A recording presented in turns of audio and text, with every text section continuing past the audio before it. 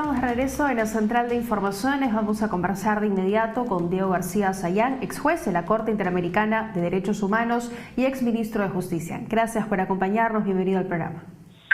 Muchas gracias. Muy buenas tardes. Doctor García Sayán, me gustaría comenzar con un breve análisis de su parte respecto al momento actual que está viviendo nuestro país en medio de una crisis sanitaria, crisis económica y sumado a esto una profunda crisis política. Bueno, evidentemente es una gran paradoja cuando estamos en medio de esa crisis, como usted lo ha recordado. Han surgido estas preocupantes informaciones sobre pasos que se habrían dado en los últimos días para alterar la estabilidad democrática del país, utilizando un procedimiento indebido para prescindir del presidente de la República y poner en marcha un proceso conspirativo de contactos con los altos mandos militares y otras cosas más que parecen remontarnos a tiempos del pasado. Sin embargo, eso está terminando como una comedia de equivocaciones, con un país que, según las últimas encuestas, un 80% respalda la continuidad del presidente Vizcarra, porque la sociedad entiende bien que la estabilidad en este momento es importantísima y que si hubiera algo que investigara a partir de esos audios, que se haga pues en su momento y por las instancias respectivas que existen en el país, con un ministerio público calificado y de peso como el que tenemos. Entonces parecería que en medio de estas tormentas, que mezquindades de unos, búsqueda de impunidad por parte de otros, están llevando las aguas a un nivel, felizmente, de recuperación de la estabilidad institucional, lo que es muy bueno. Justamente el gobierno está utilizando las armas que la Constitución le permite y presenta una medida cautelar, presenta una demanda competencial ante el Tribunal Constitucional, argumentando que ha habido un uso indebido de la facultad que tiene el Congreso de utilizar la vacancia presidencial por incapacidad moral. ¿Está de acuerdo con esa argumentación? ¿Tiene, posibilidades de prosperar estas demandas que ha presentado el gobierno? Mira, yo creo que sí. En los sistemas políticos presidenciales, como es el caso del Perú, no puede utilizarse una redacción vaga de una disposición constitucional para lograr algo que se llama golpe de Estado, que es destituir al presidente a propósito de percepciones subjetivas de una mayoría contingente en el Congreso. Nada en ese texto constitucional autoriza a destituir al presidente de la República porque a una mayoría del Congreso consideró que había algo impropio en unos audios. Si había algo impropio, se tiene que investigarse y eventualmente hacerse un proceso penal cuando termine la gestión del presidente. Pero una decisión extrema como destituir al presidente de la República en una especie de fast track en 5 o 6 días es algo que se llama y se describe como un golpe de Estado en cualquier país del mundo. Y a esto, además, podríamos sumarle los hechos que se han revelado por parte del presidente del Parlamento, el hecho que se haya comunicado con miembros de las Fuerzas Armadas y que aparentemente haya intentado haber estado armando un gabinete de transición. Sí, pues y eso lo más paradójico, porque evidentemente en la historia universal se repiten a veces episodios que se llaman igual, y ahora un gobierno que buscaba constituirse surgido de un golpe de Estado, denominarse a sí mismo gobierno de transición, en un inaceptable parangón con lo que fue el ejemplar gobierno de transición democrática presidido por Valentín Paniagua. Entonces, todo esto da señales que han sido mencionadas en los últimos días y que sin duda el Ministerio Público actuará sin necesidad de una denuncia de parte adicional. Todos estos elementos de conspiración para la sedición, que es algo que está perfectamente descrito en un artículo del Código Penal, que si el alzamiento de armas no se llegó a producir, pero sí los elementos conspirativos que pudieran haber buscado ellos, aunque fueran estos, llamadas insinuantes producidas a los altos mandos militares en horas, en minutos críticos, son indicios que el Ministerio Público, me imagino, tomará en cuenta. Pero lo importante ahora es avanzar. Interesante. Ajá.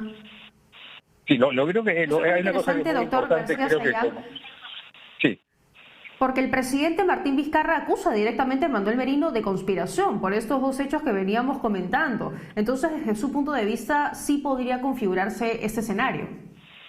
Bueno, yo no soy el fiscal, pero indudablemente hay elementos que son más que suficientes para que haya una investigación acuciosa por parte del Ministerio Público y que saque de ahí las conclusiones que fueran pertinentes. Porque evidentemente, en un contexto como este, en un contexto cualquiera, si alguien haga una llamada, o aunque incluso un cargo importante a un comandante de altos mandos de los altos mandos militares, no es en sí mismo significativo de nada. Pero en ese contexto, en las horas y minutos que transcurrían entre la, entre comillas, milagrosa aparición de esos audios que interrumpieron un plenario, que llevaron a que se priorizara la presentación por parte de esta persona, con audios que curiosamente hay que recordar eso. La mayoría de ellos empiezan con episodios en el mes de julio, que es curiosamente la fecha en la que el Ministerio Público presenta 2 acusaciones penales contra el señor Alarcón por graves delitos de corrupción. Entonces, por arte de magia, en simultáneo empiezan a darse ciertas conversaciones que son grabadas y de las que hace uso después, con sentido político, el propio señor Alarcón. Es en esos minutos entre que se entregan esos audios y se suspende para la realización de la sesión en la tarde que se hacen esas llamadas a los altos mandos militares, y a lo que se suma la versión que ha circulado de nombres que estarían poniéndose de personas que integrarían el gobierno mal llamado de transición en inaceptable copia de lo que fue la ejemplar gestión de Valentín Paniagua. Entonces hay elementos que yo no soy el que acusa, lo hace el Ministerio Público, pero evidentemente para una investigación en serio. Dado que muchos hechos y muchos elementos de esta investigación que está en curso han salido a la luz, son públicos, el ministro de Energía y Minas, Inchaustegui, debería decir quiénes fueron las personas que se contactaron con él de Acción Popular y le ofrecieron una continuidad en el cargo ante una vacancia presidencial.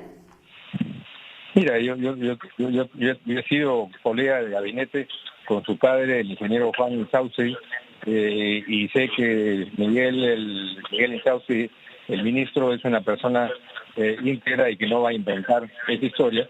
Y estoy seguro que en algún momento, a través del canal apropiado, él revelará esa información.